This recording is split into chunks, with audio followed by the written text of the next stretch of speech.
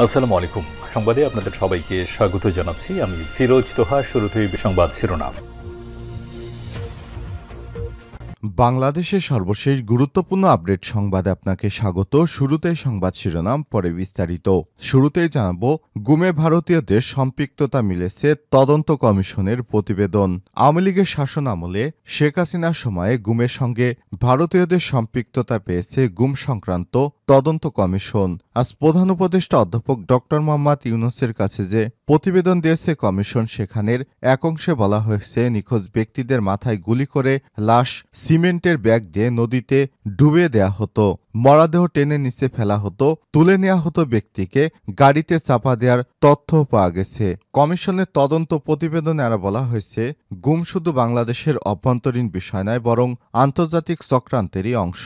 সুখরঞ্জন বালি ও বিএনপি নেতা সালাউদ্দিন আহমেদকে গুমের পর তারা ভারতে তাদেরকে পাওয়া গিয়েছে। ভারতের শেখ হাসিনার গুমের সঙ্গে সরাসরি সম্পৃক্ত ছিল। যারা গুম হয়েছেন এর মধ্যে অনেকেই জানিয়েছে যে যেসব ব্যক্তিরা তাদেরকে গুমের সঙ্গে জড়িত ছিল তারা অনেকেই হিন্দিতে কথা বলতো। এরপর জানাবো, আওয়ামী লীগের সাবেক মন্ত্রীসহ ১৬ জনকে ট্রাইব্যুনালে হাজির করা হবে। জুলাই আগস্টের গণহত্যা ও মানবতা বিরোধী অপরাধে জড়িত থাকার অভিযোগে দায়ের করা এক হত্যা মামলায় তদন্তের অগ্রগতি জানাতে আজ আওয়ামী লীগের ১৬ জন নেতাকর্মীকে ট্রাইব্যুনালে তোলা হচ্ছে। এদিকে রমজানে ভোজ্য তেলের দাম কমাতে কর এবং ভ্যাট অব্যাহতি। বাজারে সরবরাহ স্বাভাবিক ও মূল্য সহনীয় রাখার লক্ষ্যে পরিশোধিত অপরিশোধিত সানফ্লাওয়ার, ক্যানোলা, সয়াবিন ও পাম অয়েল আমদানিতে বিদ্যমান সব আমদানি শুল্ক, রেগুলেটরি ডিউটি ও অগ্রিম আয়কর আগামী ৩১ মার্চ ২০২৫ পর্যন্ত সম্পূর্ণ অব্যাহতি দিয়েছে জাতীয় রাজস্ব বোর্ড এনবিআর। এ সংক্রান্ত আলাদা ৩টি প্রজ্ঞাপন জারি করা হয়েছে। এদিকে বিস্ফোরক মামলায় ২ আওয়ামী লীগ নেতা গ্রেপ্তার। বিস্ফোরক মামলায় চাঁপাইনবাবগঞ্জে ২ আওয়ামী লীগ নেতাকে গ্রেপ্তার করেছে পুলিশ। আজ নাচল থানা পুলিশের একটি দল অভিযান চালিয়ে তাদের নিজ বাড়ি থেকে গ্রেপ্তার করেছে। জানাবো, গোপালগঞ্জে অনুষ্ঠানে খাবার খেয়ে শতাধিক শিশু কিশোর অসুস্থ। গোপালগঞ্জের কোটালীপাড়ায় খ্রিস্টানদের ধর্মীয় উৎসব বড়দিনের প্রস্তুতিমূলক সবার অনুষ্ঠানে খাবার খেয়ে শতাধিক শিশু কিশোর অসুস্থ হয়ে পড়েছে। সোমবার ১৬ ডিসেম্বর উপজেলার কান্দি ইউনিয়নের কান্দি গ্রামে এই ঘটনা ঘটে। গ্রামের এজি চার্চ মিশনের আওতার মধ্যে দক্ষিণবঙ্গ শিশু উন্নয়ন প্রকল্পের বড়দিনের প্রস্তুতিমূলক সভায় দুপুরের খাবার বিরিয়ানি খেয়ে তারা অসুস্থ হয়েছেন। এবং সর্বশেষ জানাবো, পালানোর পর প্রথমবার বিবৃতি দিলেন আসাদ। তিনি বললেন, আমি পদত্যাগের কথা ভাবিনি।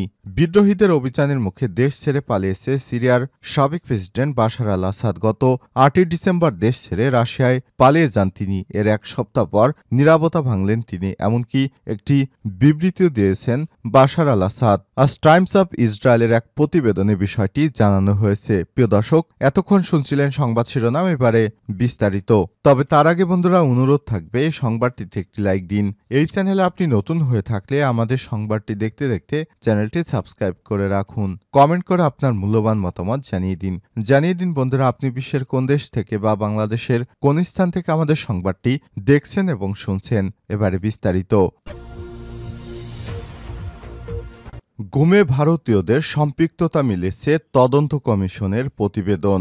আওয়ামী লীগের শাসনামলে গুমের সঙ্গে ভারতীয়দের সম্পৃক্ততা পেয়েছে গুম সংক্রান্ত তদন্ত কমিশন। শনিবার প্রধান উপদেষ্টা অধ্যাপক ডক্টর মোহাম্মদ ইউনূসের কাছে যে প্রতিবেদন দিয়েছে কমিশন, সেখানের একাংশে বলেছে নিখোঁজ ব্যক্তিদের মাথায় গুলি করে লাশ সিমেন্টের ব্যাগ দিয়ে নদীতে ডুবে দেয়া হতো, মরদেহ টেনে নিচে ফেলে দেয়া হতো, তুলে নেওয়া ব্যক্তিকে গাড়ি চাপা দেয়া হতো।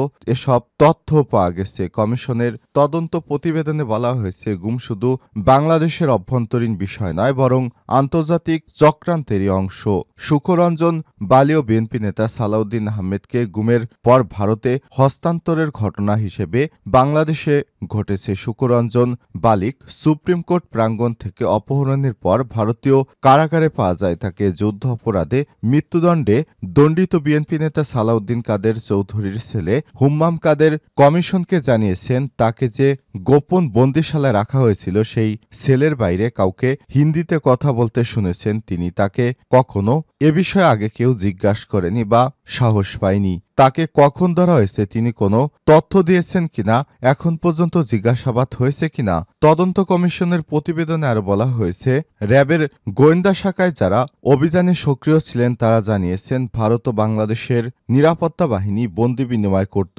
বাংলাদেশের গুমের ঘটনা এবং আন্তর্জাতিক সুসংগঠিত চক্রের অংশ এসব ঘটনা তারই বহিঃপ্রকাশ। বিএনপি নেতা সালাউদ্দিন আহমেদকে 2015 সালে রাজশাহীর উত্তরাত থেকে তুলে নেয়ার পর ভারতে পাওয়া যায় এর উদাহরণ। তার অভিজ্ঞতা থেকে জানা গেছে তাকে যে নির্জন স্থানে রাখা হয়েছিল সেটি টিএফআই টাস্কফোর্স অব ইন্টারগেশন লেখা কম্বল ছিল। সেই সময় র্যাব সদর দপ্তরের তত্ত্বাবধানে টিএফআই পরিচালিত হতো। প্রতিবেদনে আর বলা হয়েছে তদন্ত কমিশন পরিদর্শনে নিশ্চিত হয়েছে র্যাবের গোয়েন্দা শাখা এখন টিএফআই এ প্রবেশ নিয়ন্ত্রণ করে। তবে বন্দিশালার ভেতরে অবকাঠামোর পরিবর্তন আনা হয়েছে। কিছুদিন আগে সালাউদ্দিন আহমেদ কমিশনকে জানিয়েছে তাকে ভারতীয় কর্মকর্তাদের কাছে তুলে দেওয়া হয়েছিল যে সন্দেহভাজন বাংলাদেশি কর্মকর্তা ছিলেন। তিনি পরিচয় লুকাতে জমটুপি পরা ছিলেন, যা দুই দেশের সরকারের উচ্চ পর্যায়ের এবং নিরাপত্তা বাহিনীর যোগাযোগকে নির্দেশ করে। আওয়ামী লীগের সাবেক মন্ত্রীসহ 16 জনকে ট্রাইব্যুনালে হাজির করা হবে। জুলাই আগস্টের গণহত্যা ও মানবতা বিরোধী অপরাধে জড়িত থাকার অভিযোগে দায়ের করা এক মামলায় তদন্তের অগ্রগতি জানাতে আওয়ামী লীগের গ্রেপ্তার সাবেক মন্ত্রী, আমলা, বিচারপতি ও রাজনীতিবিদসহ 16 জনকে আজ আন্তর্জাতিক অপরাধ ট্রাইব্যুনালে হাজির করা হবে। আজ মঙ্গলবার 17 ডিসেম্বর দ্বিতীয়বারের মতো তাদের আন্তর্জাতিক অপরাধ ট্রাইব্যুনালে হাজির করা হবে বলে আদালতের নির্দেশে তাদের এই মামলার অগ্রগতি জানাতে তাদের ট্রাইব্যুনালে উঠাতে হবে। সোমবার 16 ডিসেম্বর রাতে গণমাধ্যমে সব তথ্য জানিয়েছে আন্তর্জাতিক অপরাধ ট্রাইব্যুনালের প্রসিকিউটর আব্দুল্লাহ আল নোমান। অভিযুক্তরা হলেন সাবেক মন্ত্রী আনিসুল হক, ফারুক খান, ডক্টর দীপু মনি, রাশেদ খান মেনন, আব্দুর রাজ্জাক, হাসানুল হক ইনু, জুনায়েদ আহমেদ পলক, শাহজাহান খান, গোলাম দস্তগীর গাজী, সাবেক প্রতিমন্ত্রী কামাল আহমেদ মজুমদার, সাবেক প্রধানমন্ত্রীর উপদেষ্টা সালমান এফ রহমান, তৌফিক ইলাহি, সাবেক বিচারপতি এইচ.এম.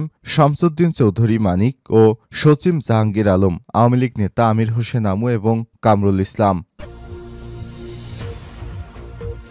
রমজানে ভোজ্য তেলের দাম কমাতে কর এবং ভ্যাট অব্যাহতি। বাজারে সরবরাহ স্বাভাবিক ও মূল্য সহনীয় রাখার লক্ষ্যে পরিশোধিত এবং অপরিশোধিত সানফ্লাওয়ার, ক্যানোলা, সয়াবিন ও পাম অয়েল আমদানি বিদ্যমান সব আমদানি শুল্ক ও রেগুলেটরি ডিউটি এবং অগ্রিম আয়কর আগামী 31 মার্চ 2025 পর্যন্ত সম্পূর্ণ অব্যাহতি দিয়েছে জাতীয় রাজস্ব বোর্ড এনবিআর। সোমবার 16 ডিসেম্বর এক বিজ্ঞপ্তিতে এনবিআর এসব তথ্য জানায়। 15 ডিসেম্বর এ সংক্রান্ত আলাদা 3টি প্রজ্ঞাপন জারি করা হয়েছে। বিজ্ঞপ্তিতে বলা হয়েছে সব প্রজ্ঞাপনে সানফ্লাওয়ার, ক্যানোলা, সয়াবিন ও পাম অয়েল বিক্রয়ের উপর স্থানীয় পর্যায়ে পদেয় মূল্য সংযোজন কর 2025 সালের 31 মার্চ পর্যন্ত সম্পূর্ণ অব্যাহতি দেওয়া হলো। এছাড়া সব পণ্যের আমদানি পর্যায়ে পদেয় মূসক 15% থেকে কমিয়ে 5% করা হয়েছে। ফলে এসব পণ্যের উপর আমদানি পর্যায়ে 5% মূসক ছাড়া অন্য কোনো শুল্ক করাদি অবশিষ্ট নেই। এ লক্ষ্যে সর্বশেষ 3টি এসআরও জারি করা হয়েছে। বিজ্ঞপ্তিতে আর উল্লেখ করা হয়েছে এর আগে 17 থেকে 19 নভেম্বর জারি করা শুল্ক করাদি অব্যাহতি রাখার ঘোষণা করেছে সরকার। এ নিয়ে রমজান মাসে পণ্যটি সরবরাহ স্বাভাবিক রাখার উদ্দেশ্যে নতুন প্রজ্ঞাপন 3টির মেয়াদ আগামী 31 মার্চ পর্যন্ত বলবৎ রাখা হয়েছে। সানফ্লাওয়ার তেল ও ক্যানোলা তেলের কাস্টমস ডিউটি, রেগুলেটরি ডিউটি, আগাম কর ও অগ্রিম আয়কর সম্পূর্ণ প্রত্যাহার করায় মূল্য সংযোজন কর কমানোর কারণে সব তেলের আমদানি ব্যয় লিটার প্রতি 40 থেকে 50 টাকা কমবে। জাতীয় রাজস্ব বোর্ড এনবিআর এর ন্যায় সব পদক্ষেপে ভোজ্য তেলের সরবরাহ বৃদ্ধি পাবে এবং এর ফলে বাজারে মূল্য সর্বসাধারণের জন্য সহনীয় পর্যায়ে রাখা হবে বলে আশা করেছে এনবিআর। বিস্ফোরক মামলায় আওয়ামী লীগের আরও 2 নেতা গ্রেপ্তার।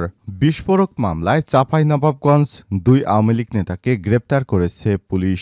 সোমবার 16 ডিসেম্বর নাচল থানা পুলিশের একটি দল অভিযান চালিয়ে তাদের নিজ বাড়ি থেকে গ্রেপ্তার করেছে। গ্রেপ্তারকৃত আওয়ামী লীগ নেতারা হলেন নাচল পৌর আওয়ামী লীগের সভাপতি ও সাবেক পৌর মেয়র আব্দুর রশিদ খানজালু এবং উপজেলা পরিষদের সাবেক ভাইস চেয়ারম্যান ও বঙ্গবন্ধু পরিষদের উপজেলা সভাপতি প্রভাষক মশিউর রহমান বাবু। নাচল থানার অফিসার ইনচার্জ ওসি মনিরুল ইসলাম গ্রেপ্তারের বিষয়টি নিশ্চিত করেছেন। তিনি জানান, বিস্ফোরক ও চাঁদাবাজির মামলায় সাবেক পৌর মেয়র ও সাবেক উপজেলা ভাইস চেয়ারম্যানকে আটক করা হয়েছে। মামলা দায়েরের পর তারা পলাতক ছিলেন। তিনি আরও জানান, আজ দুপুরে তাদের আদালতের মাধ্যমে কারাগারে পাঠানো হয়েছে। উল্লেখ্য, গত 20 অক্টোবর নাসালে ফতেপুর ইউনিয়ন মার্কেল গ্রামের বিএনপি নেতা এস্তাব আলী বাদী হয়ে 26 জন আওয়ামী লীগ নেতার নাম উল্লেখ করে নাচল থানায় একটি বিস্ফোরক ও চাঁদাবাজির মামলা দায়ের করেন। এ মামলার আসামি ছিলেন নাচল পৌরসভা সাবেক পৌর মেয়র ও উপজেলা ভাইস চেয়ারম্যান।